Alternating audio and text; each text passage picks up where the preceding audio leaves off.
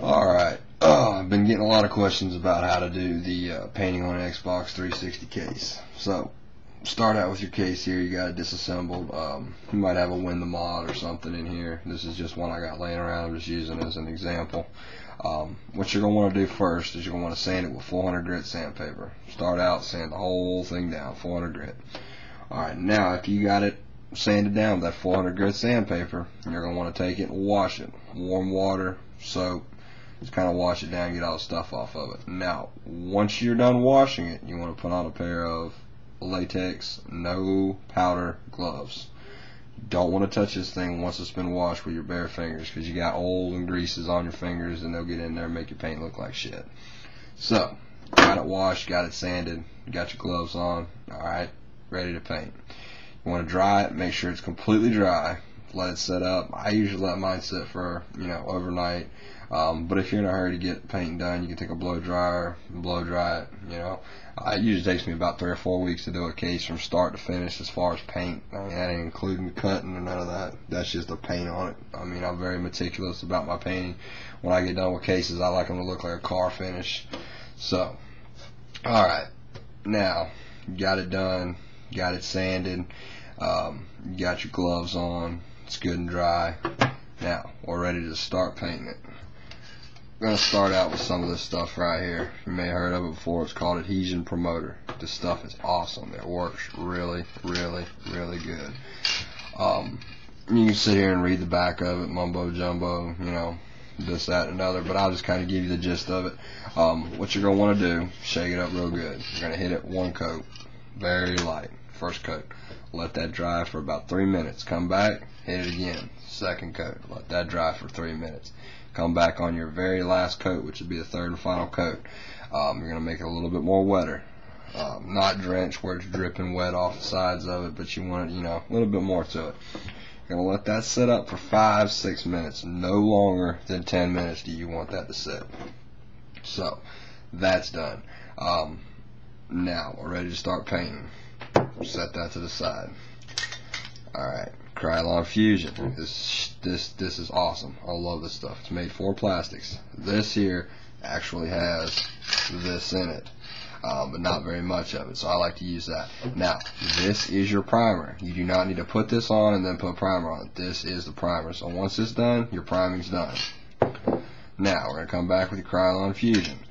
First coat, light, and probably going to see some white through it still.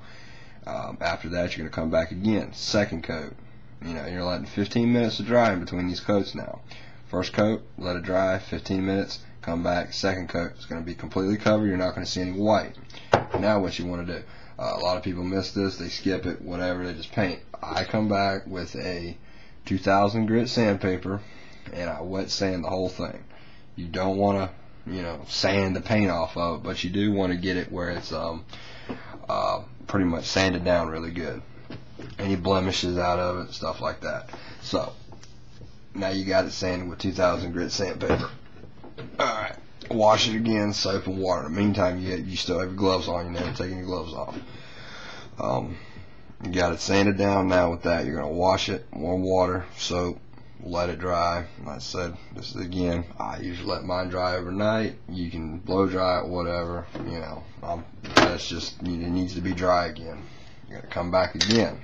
Third coat, Krylon Fusion. Hit it again. This one here is going to make sure you got every little crevice covered up in it. And so that takes care of that. That's your final coat right there.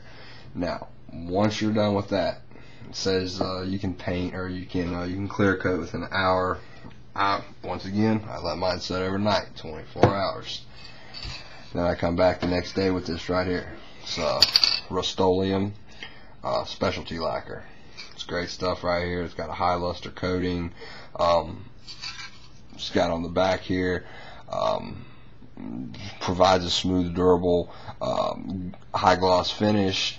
Very, very hard finish once it's cured.